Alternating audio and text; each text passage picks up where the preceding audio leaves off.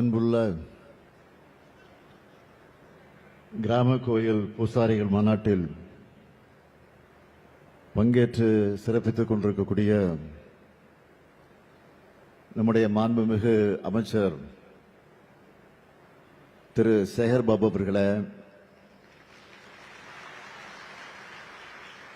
பெருநகர சென்னை மாநகராட்சியினுடைய மேயர் திருமதி பிரியா அவர்களே, சட்டப்பேரவை உறுப்பினர் அருமை சகோதரர் தா வேலு அவர்களே, சிறப்பாக உரையாற்றி அமர்ந்திருக்கக்கூடிய குன்றக்குடி ஆதீனம் திரு பொன்னம்பல அடிகளார் அவர்களே, மயிலம் பொம்மபுர ஆதீனம் மதிப்பிற்குரிய திரு சிவஞான பாலிய சுவாமி அவர்களே, ஸ்ரீபெரும்புதூர் ஜியர் திரு மதிப்பிற்குரிய ராமானுஜ சுவாமிகள் அவர்களே, கூடுதல் தலைமைச் செயலாளர் திரு மணிவாசகம் ஐஏஎஸ் அவர்களே, ஆணையர் திரு ஸ்ரீதர் ஐஏஎஸ் அவர்களே, கூடுதல் ஆணையர் ரவிச்சந்திரன் ஐஏஎஸ் அவர்களே, கிராம கோயில் பூசாரிகள் பேரவையினுடைய அரங்காவலர் திரு கோபால்ஜி அவர்களே, மண்டல குழுவினுடைய தலைவர் திரு மதன் மோகன் அவர்களே, வருகை தந்திருக்கக்கூடிய கிராம கோயில்கள் பூசாரிகளே,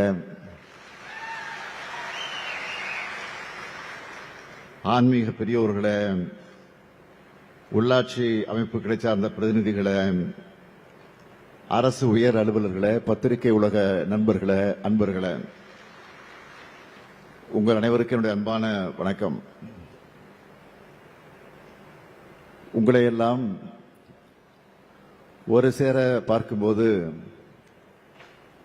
மனதில் பெரும் மகிழ்ச்சி பெருக்கெடுக்கிறது.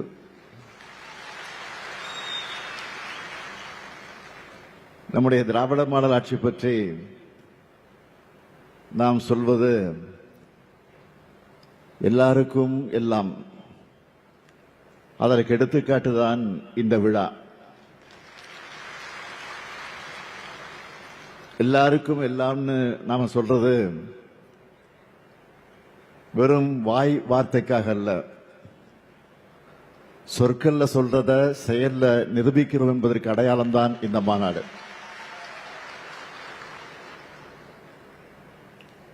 உண்மையான ஆன்மீக அன்பர்களும் இறை பற்றாளர்களும் விரும்பக்கூடிய அரசுதான் திராவிட மாடல் அரசு. இந்த மாநாட்டை பார்க்கும்போது பலருக்கு வியப்பாக இருக்கலாம், ஏன் சிலருக்கு எரிச்சல் கூட வரலாம். கிராம கோயில்கள் பணியாற்றுகிற கிராம பூசாரிகளான நீங்களும் இந்த சமுதாயத்தில் ஒரு அங்கம்தான். உங்களுடைய வாழ்விலும் விடியல் ஏற்படணும் என்ற எண்ணத்தில் தான் நம்முடைய அரசு தொடர்ந்து செயலாற்றி வருகிறது. இன்னும் சொன்னா, இந்த மண்ணில் வாழுற பெரும்பான்மையான மக்களுடைய உரிமைகளை நிலைநிறுத்தின திராவிட இயக்கத்தோட உணர்வை நம்ம அரசுல தான் நிலைநாட்டி இருக்கிறோம். ஒரு காலத்தில் கோயில் இருக்கிற தெருக்கள்ல கூட பலரால் நுழைய முடியாத நிலைதான் இருந்துச்சு. அதை மாற்றி இன்னைக்கு கோயிலுக்குள்ள எல்லா மக்களும் வரலாம்,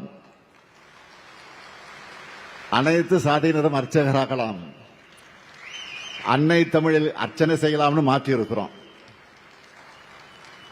இந்த மாற்றம்தான் நாம் விரும்புகிற சமூக முன்னேற்றம்.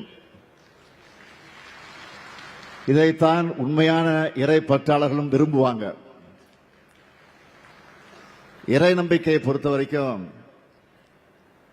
திராவிட முன்னேற்ற கழகத்துடைய நிலைப்பாடு என்பது ஒன்றே குலம் ஒருவனே தேவன் என்று திருமூலர் சொன்ன வழிதான் என்று பேரறிஞர் அண்ணா சொல்லி இருக்கிறார். அதே போலதான் தலைவர் கலைஞர் அவர்களும் கோயில்கள் கூடாது என்பதல்ல, அவை கொடியவர்களின் கூடாரமாக ஆகிவிடக் கூடாதுன்னு சொல்லியிருக்கிறார். அந்த வழியில தான் அனைவருக்கு மதிப்பளிக்கும், அனைவரது மாண்பையும் காக்கும், அனைவரது உரிமைகளையும் பாதுகாக்கும் துறையா நம்முடைய அறநிலைத்துறை செயல்பட்டு வருது. இன்னும் சொன்னா, கடந்த ஆட்சி காலத்தில் அறநிலையத்துறை அமைச்சர் யார் என்பது கூட மக்களுக்கு நினைவில் இருக்காது. ஆனால் இப்போ தமிழ்நாட்டில் இருக்கிற யாரை கேட்டாலும் நம்ம சேகர் பாபாவுடைய பேரை பளிச்சுன்னு சொல்லுவாங்க. அந்த அளவுக்கு நாள்தோறும் ஏதாவது ஒரு விழா, ஒரு கோயிலை புதுப்பிக்கிறதுன்னு அவர் செஞ்சுக்கிட்டே இருக்கிறாரு. இன்னும் பெருமையா சொல்லணும்னா, நான் அதிகமா எந்த துறையோட நிகழ்ச்சிகளை கலந்துகிட்டேன்னு யாராவது கேட்டா இந்து சமய அறநிலையத்துறை நிகழ்ச்சிகள் தான் உடனே பதில் சொல்லிடலாம். அந்த அளவுக்கு சிறப்பா வேகமா செயல்படுகிறார் நம்ம சேகர் பாபு அவர்கள். அறநிலையத்துறை சார்பில் செய்யப்பட்டிருக்கக்கூடிய சாதனைகளோட சில புள்ளி விவரங்களை இப்போ தலைப்புச் செய்திகளா நான் சொல்ல விரும்புறேன். தமிழ்நாட்டில் வரலாற்றிலே இல்லாத அளவுக்கு நம்ம அரசு பொறுப்பேற்ற 1759 நாட்கள்ல 4335 கோயில்கள்ல திருப்பணிகள் மேற்கொண்டு குடமுழுக்கு நடத்தப்பட்டிருக்கு. அனைத்து சாதி அர்ச்சக திட்டத்தின் கீழே 29 அர்ச்சகர்களை பணி நியமனம் செஞ்சிருக்கிறோம். 12 பெண் ஓதுவார்கள் உட்பட 46 ஓதுவார்களை பணி நியமனம் செஞ்சிருக்கிறோம். தமிழ்நாடு அரசு பணியாளர் தேர்வாணையம் மூலமா இந்த துறையில 813 நபர்களுக்கு பணி நியமன ஆணைகள் வழங்கப்பட்டிருக்கு. நீண்ட ஆண்டுகளாக நிலுவையில் இருந்த 946 அலுவலர்களின் பதவி உயர்வு வழங்கப்பட்டிருக்கு. அர்ச்சகர்கள் மற்றும் பணியாளர்கள் ஓய்வூதியம் 5000 ரூபாயாகவும் அவர்களது குடும்ப ஓய்வூதியம் 2000 500 ரூபாயும் உயர்த்தி 2500 ரூபாயும் உயர்த்தி வழங்கியிருக்கிறோம்.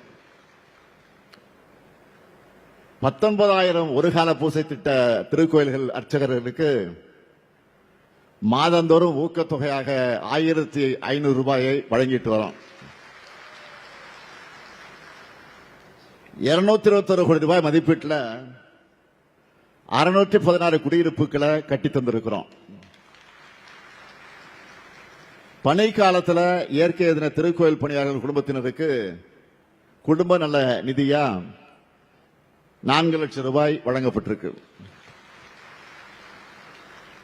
திருக்கோயில் அர்ச்சகர்கள் மற்றும் பணியாளர்களுக்கு ஆண்டுக்கு ஒரு முறை கட்டணமில்லா முழு உடல் பரிசோதனை திட்டமும் செயல்படுத்தப்பட்டிருக்கு. கிராம கோயில் பூசாரிகளுக்கான ஓய்வூதியம் 4000 ரூபாயாக உயர்த்தி வழங்கப்பட்டிருக்கு. கோயில் சொத்துக்களை மீட்கணும் என பெருமுயற்சி எடுத்து அதிலையும் சாதனை படைச்சிருக்கிறோம். 8440 கோடி ரூபாய் மதிப்பிலான 8140 ஏக்கர் நிலங்களை மீட்டிருக்கோம். இப்போ நான் சொன்ன சாதனைகள் எல்லாம் ரொம்ப குறைவுதான். பெரிய சாதனை புத்தகத்தின் சில பக்கங்கள் தான். ஏராளமான சாதனைகள் இருக்கு. எந்த நிகழ்ச்சிக்கு போனாலும் அவங்க உங்களோட கோரிக்கைகளை நிறைவேற்ற அறிவிப்புகளை வெளியிடுவது வழக்கம்.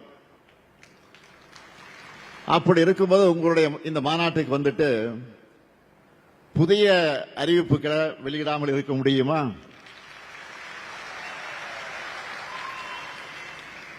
அதனால பூசாரிகளுடைய நலனுக்காக 11 புதிய அறிவிப்புகளை வெளியிட விரும்புகிறேன். முதலாவது அறிவிப்பு, ஒவ்வொரு ஆண்டும் தமிழர் திருநாளாம் பொங்கல் திருநாளுக்கு அனைத்து உறுப்பினர்களுக்கும் புத்தாடை வழங்கப்படும். இரண்டாவது அறிவிப்பு, உறுப்பினர் மரணமடைந்தால் அவருடைய வாரிசுதாரர்களுக்கு தற்போது வழங்கப்படக்கூடிய தொகை 50,000 ரூபாயிலிருந்து 1 லட்சம் ரூபாயாக உயர்த்தப்படும். மூன்றாவது அறிவிப்பு, கிராம கோயில் பூசாரிகளுக்கு நிர்ணயிக்கப்பட்ட ஆண்டு வருமான உச்சவரம்பு 75,000 1 லட்சம் ரூபாயாக உயர்த்தப்படும். அது ஏற்கனவே உயர்த்தியாச்சு. இருந்தாலும் தற்போது உங்கள் கோரிக்கை ஏற்று ஆண்டுக்கு 1,25,000 ரூபாயாக உயர்த்தப்படும். நான்காவது அறிவிப்பு, இயற்கை எய்திய உறுப்பினருடைய ஈமச் சடங்குக்காக தற்போது வழங்கப்படக்கூடிய தொகை 5,000 ரூபாயிலிருந்து 10,000 ரூபாயாக உயர்த்தி வழங்கப்படும். ஐந்தாவது அறிவிப்பு, பக்கத்தில் இருக்க பெரிய திருக்கோயில்கள் மூலம் ஆண்டுதோறும் 500 பூசாரிகளுக்கு தேர்ந்த பயிற்சியாளர்களை கொண்டு புத்தொலை பயிற்சி நடத்தப்படும். ஆறாவது அறிவிப்பு, தற்போது பூசாரிக்கு 3,000, பூசாரி மகன் 3,000, மகள் 5,000 என திருமணத்திற்கு வழங்கப்படும் நிதி உதவி மேலும் 1,000 ரூபாய் உயர்த்தப்படும். ஏழாவது அறிவிப்பு, பூசாரிகளின் மகளுக்கு தற்போது வழங்கப்படக்கூடிய பள்ளி கல்வி நிதி உதவி மேலும் 1,000 ரூபாய் உயர்த்தப்பட்டு 2,000 மற்றும் 2,500 ரூபாயாக உயர்த்தி வழங்கப்படும். எட்டாவது அறிவிப்பு, பூசாரிகளின் மகளுக்கு தற்போது ஒவ்வொரு கல்வி ஆண்டும் வழங்கப்படும் இளநிலை முதுநிலை பட்டப்படிப்பு நிதி உதவி ஆண்டுக்கு மேலும் 2,000 ரூபாய் உயர்த்தப்படும். ஒன்பதாவது அறிவிப்பு, பூசாரிகளின் மகளுக்கு தற்போது ஒவ்வொரு கல்வி ஆண்டு வழங்கப்படும் தொழில் சார்ந்த இளநிலை முதுநிலை பட்டப்படிப்பு நிதி உதவி ஆண்டுக்கு மேலும் 2,000 ரூபாய் உயர்த்தப்படும். 10வது அறிவிப்பு, பூசாரிகளின் மகள் தொழிற்பயிற்சி நிலையத்தில் பயில ஆண்டுக்கு மேலும் 1,000 ரூபாய் உயர்த்தி வழங்கப்படும். 11வது அறிவிப்பு, உறுப்பினர்களுக்கு மூக்கு கண்ணாடி வாங்க தற்போது வழங்கப்படும் 500 ரூபாய் நிதி உதவி 1,000 ரூபாயாக உயர்த்தி வழங்கப்படும். மகிழ்ச்சியா?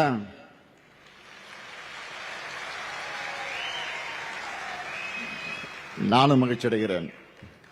நீங்க மகிழ்ச்சினா நானும் மகிழ்ச்சி. சமரசமும் சமத்துவம் தான் ஆன்மீக பாதையா இருக்க முடியும். நம்மை பொறுத்த வரைக்கும் சமத்துவத்தை போற்றும் அனைவரையும் நாம் போற்றுவோம். மக்களுடைய சுயமரியாதை உரிமைகளும் மதிக்கப்படணும். அதை நாம செய்யறதுனால தான் ஆன்மீக பெரியோர்கள் தொடர்ந்து நமக்கு ஆதரவா இருக்காங்க. தமிழ்நாட்டில் மட்டும் இல்ல, இந்தியா முழுக்க இத்தகைய சமத்துவம் சகோதரத்துவம் நிலை பெறணும். மக்களுக்குள்ள ஒற்றுமைதான் ஓங்கி வளரணும். மக்களை பிரிக்க நினைக்கிற கும்பல்களை அடையாளம் கண்டு புறக்கணிக்கணும். இங்க வந்திருக்கக்கூடிய பக்தர்களுக்கும் ஆன்மீக அன்பர்களுக்கும் திருக்கோயில் பணியாளர்களுக்கும் கொடுக்கிற வாக்குறுதி என்பது உங்கள் நலன் காக்க இந்த முத்துவேல் கருணாநிதி ஸ்டாலின் இருக்க உங்கள் ஆதரவோடு திராவிட மாடல் ஆட்சி தொடரட்டும். தமிழ்நாடு வெல்லட்டும். வெல்வோம் ஒன்றாக. நன்றி, வணக்கம்.